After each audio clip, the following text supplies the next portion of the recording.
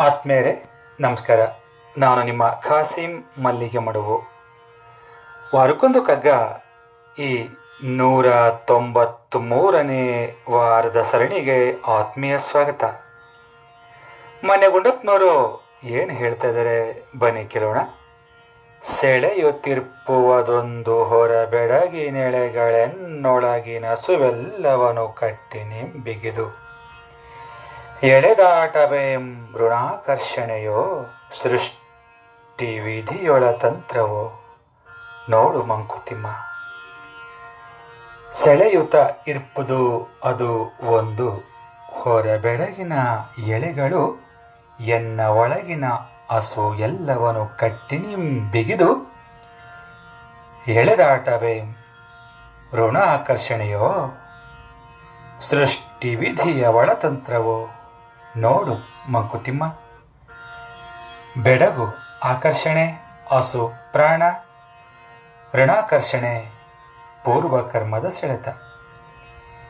ಈ ಹೊರ ಜಗತ್ತಿನ ಆಕರ್ಷಣೆಗಳು ನಮ್ಗೇನು ಮಾಡ್ತಾವಂದರೆ, ನಮ್ಮೊಳಗಿರುವ ಪ್ರಾಣವನ್ನು ಯಾವುದೋ ಒಂದು ದೊಡ್ಡ ಶಕ್ತಿಯಿಂದ ಗಟ್ಟಿಯಾಗಿ ಬಿಗಿದು ಕಟ್ಟಿ ಹಾಕಿ ಎಳಿತಾ ಇದೆ.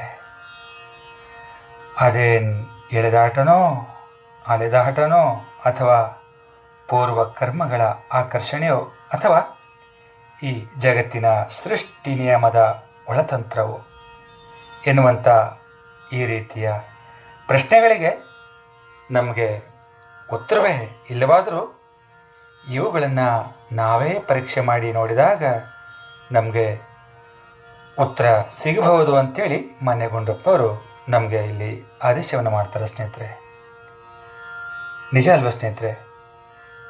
ಹೊರ ಜಗತ್ತಿನಲ್ಲಿರುವ ವಸ್ತುಗಳು ಅದೇನೋ ಮೋಡಿ ಮಾಡ್ತಾ ನಮ್ಮನ್ನು ಹಾಗೆ ಸೆಳ್ಕೊಂಡ್ಬಿಡ್ತವೆ. ಹೊರ ಜಗತ್ತಿನ ಶಕ್ತಿಯೇ ಅಂಥದ್ದು ಅಲ್ವೇ? ಸಂಸ್ಕೃತದ ಶ್ಲೋಕವೊಂದು ದೃಶ್ಯಮಾಣೆ ಭವೇತ್ ಪ್ರೀತಿ ಅಂತ ಹೇಳ್ತದೆ. ಅಂದರೆ ವಸ್ತುಗಳನ್ನು ಕಂಡ್ರೆ ನಮಗೆ ಪ್ರೀತಿ ಉಂಟಾಗ್ತದೆ, ಹಾಗೆಯೇ ಇದನ್ನು ಪಡಿಲೇಬೇಕು ಅನ್ನುವಂತಹ ಆಸೆಯೂ ಉಂಟಾಗ್ತದೆ, ಮೋಹವು ಉಂಟಾಗ್ತದೆ. ಈ ನಿಟ್ಟಿನಲ್ಲಿ ಪ್ರಯತ್ನ ಪಟ್ಟಾಗ ನಮ್ಮ ಪ್ರಯತ್ನ ಸಫಲವೂ ಆಗಬಹುದು.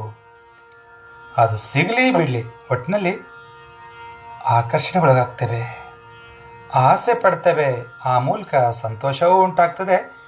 ಸಂತೋಷಕ್ಕಿಂತಲೂ 100 ಪಟ್ಟು ನೋವನ್ನು ಕೂಡ ಅನುಭವಿಸ್ತೇವೆ.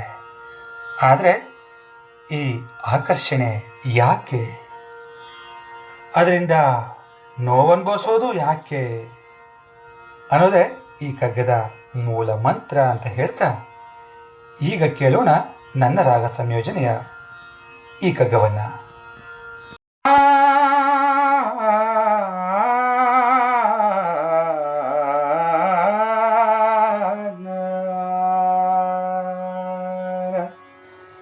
ಸೆಳೆಯುತ್ತ ಇರ್ಪುದು ಅದು ಒಂದು ಹೊರಬೆಡಗಿನ ಎಳೆಗಳು ಎನ್ನ ಒಳಗಿನ ಹಸು ಎಲ್ಲವನು ಕಟ್ಟಿ ನಿಂಬಿಗಿದು.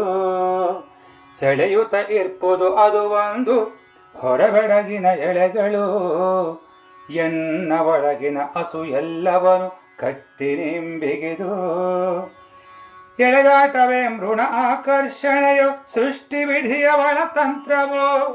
ಎಳೆದಾಟವೆಂ ಋಣ ಆಕರ್ಷಣೆಯೋ ಸೃಷ್ಟಿ ವಿಧಿಯ ಒಳತಂತ್ರವೋ ನೋಡು ಮಂಕುತಿಮ್ಮ, ನೋಡು ಮಂಕುತಿಮ್ಮ, ನೋಡು ಮಂಕುತಿಮ್ಮ, ನೋಡು ಮಂಕುತಿಮ್ಮ, ನೋಡು ಮಂಕುತಿಮ್ಮ, ನೋಡು ಮಂಕುತಿಮ್ಮ.